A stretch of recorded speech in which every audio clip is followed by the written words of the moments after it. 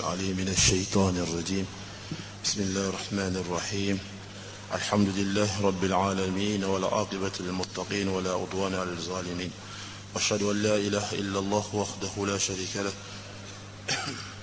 وأشهد أن محمدا عبده ورسوله أما بعد. Ensuite, ô vous les hommes, craignez Allah le Très-Haut, mettez en pratique ce qu'il vous ordonne et éloignez-vous de ce qui vous interdit et de ce que vous interdit le prophète sallallahu alayhi wa sallam.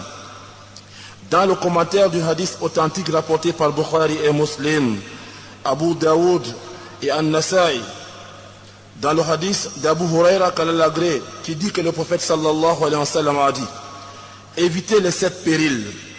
Et ils ont dit: qui sont-ils, ô messager de Dieu?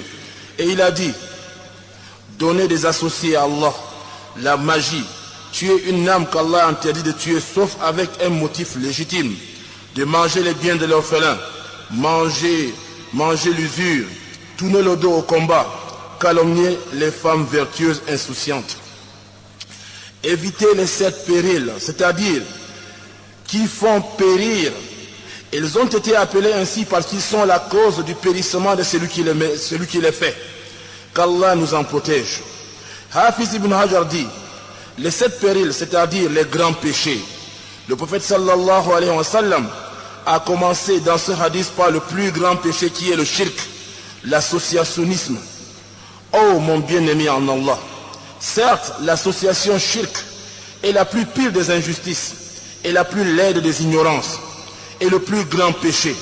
Ainsi, tous les prophètes n'ont pas appelé les gens à une chose autre avant l'appel à l'unicité d'Allah, le tawhid.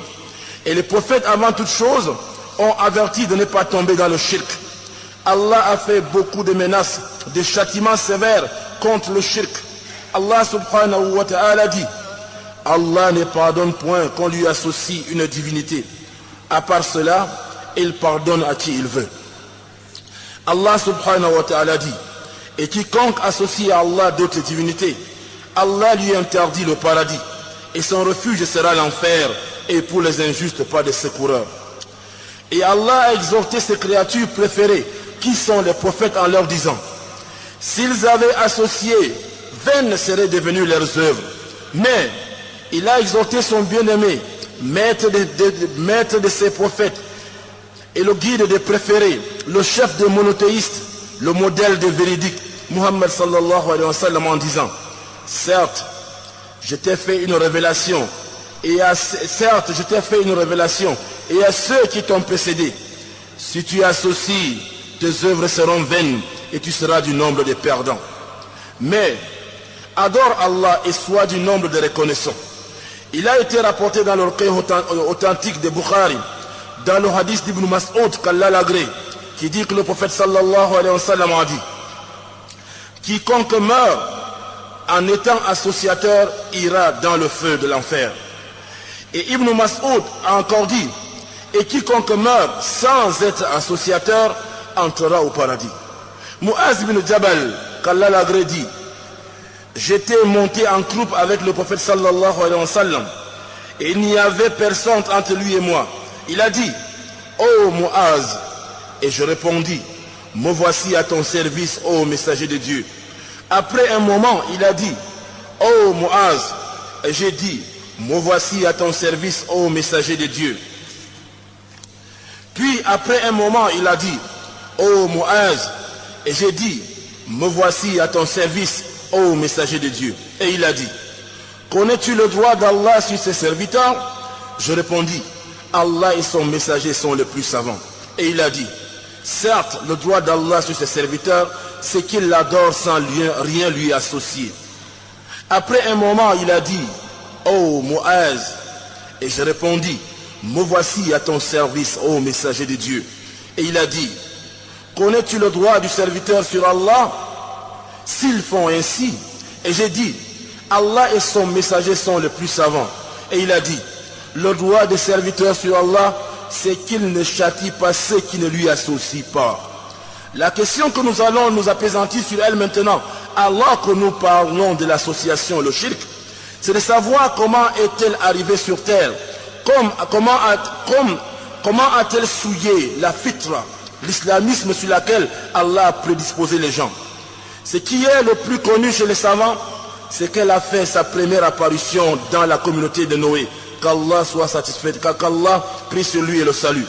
Certes, les fils d'Adam étaient sur la religion de leur père Adam, qu'Allah le salue, sur le chemin de la vérité et de la guidée, comme a rapporté ce cheikh des commentateurs. Ibn Jarir al-Tabari dans une chaîne d'Ibn Abbas, qu'Allah l'agrée, qui dit: entre Adam et Noé, il y a eu 10 siècles, pendant lesquels la législation vraie était suivie, puis les gens divergèrent. Allah envoya des prophètes annonciateurs et avertisseurs.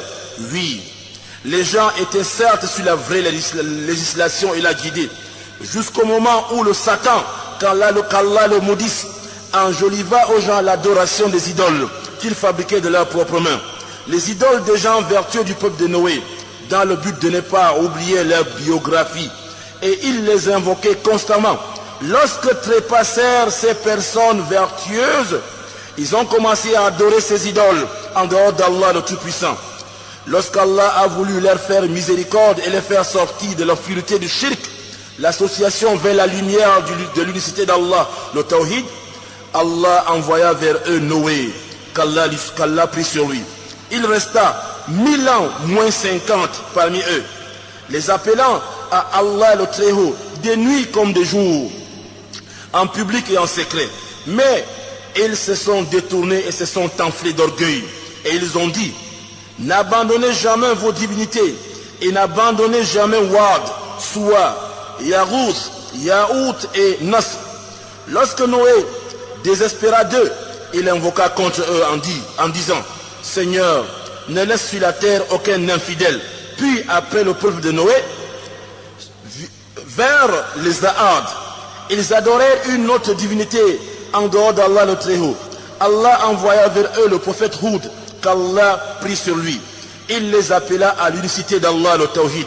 Et il a dit: ô peuple, adorez Allah, vous n'avez pas un autre Seigneur en dehors de lui. Ils se sont enflés d'orgueil, ils traitèrent de mensonges, ils le traitèrent de mensonges et le détruisit.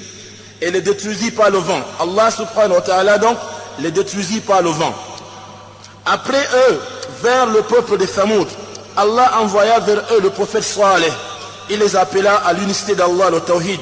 Ils le traitèrent de menteur, le combatta et se détournèrent de lui. Allah les détruisirent par un cri. Puis, vers après eux le peuple d'Abraham, qu'Allah le salue, ils adorèrent les statues, le soleil, la lune et les étoiles. Allah envoya vers eux son bien-aimé Ibrahim, alayhi salam. Après lui, les prophètes furent envoyés. Après lui, les prophètes qui furent envoyés furent de sa descendance. Tous les prophètes et les messagers furent de la descendance d'Israël. Le salut soit sur lui. De la descendance d'Ismaël, il n'a été envoyé que notre prophète Muhammad sallallahu alayhi wa sallam. Celui-là qu'Allah a avantagé par rapport à tous les prophètes et messagers. Puis, l'association, le shirk, s'est transporté chez les enfants d'Israël. Le premier, ce fut le veau d'or qui fut interdit par Moussa alayhi salam, Moïse et Haroun, qu'Allah prit sur eux. Et certains parmi eux adorèrent Uzaïr, et ils ont dit qu'il est le fils de Dieu. Allah est au-dessus de tout ce qu'ils disent. Puis, les chrétiens adorèrent Jésus, fils de Marie, le Messie. Puis, l'association shirk se transporta chez les Arabes, dans la terre des Arabes, par l'Amr bin Amid al-Hara'i, qu'Allah l'enlaidisse, comme nous l'a annoncé notre prophète sallallahu alayhi wa sallam. Puis Allah envoya à l'humanité tout entière l'imam des monothéistes, le modèle des véridiques et le maître des prophètes est envoyé, Muhammad sallallahu alayhi wa sallam. Allah subhanahu wa ta'ala dit: certes Allah a favorisé les croyants lorsqu'il envoya parmi eux un prophète qui leur lit ces versets, les purifie, les enseigne le livre et la sagesse, même comme auparavant ils étaient dans un égarement manifeste. Le prophète s'éleva pour les appeler à l'unicité d'Allah, le Tout-Puissant. Parmi eux, il y a ceux qui ont refusé, tourné le dos et mécru, et ils ont dit: rendrais-tu toutes les divinités en un Dieu unique? Ça, c'est quelque chose d'étonnant. La deuxième sorte de shirk, c'est la petite association comme l'ostentation, c'est-à-dire faire les choses pour se faire voir des gens, jurer au nom de quelqu'un d'autre en dehors d'Allah, et le fait de dire Allah a voulu et un tel a voulu, ou si ce n'était Allah et un tel, telle chose n'aurait pas eu lieu, et les choses semblables à cela. Certes, certes, cela ne sort pas l'individu de l'islam, mais il est très dangereux et son péché est grand, et il conduit au grand péché.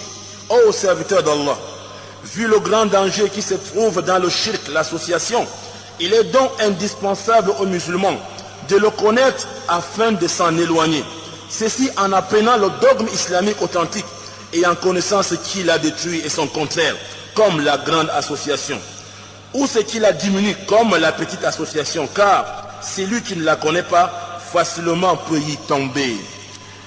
Huzaifa bin al-Yaman, qu'Allah l'agrandit, les hommes interrogeaient le prophète sallallahu alayhi wa sallam au sujet du bien, mais je l'interrogeais toujours au sujet du mal afin de l'éviter, de peur d'y tomber.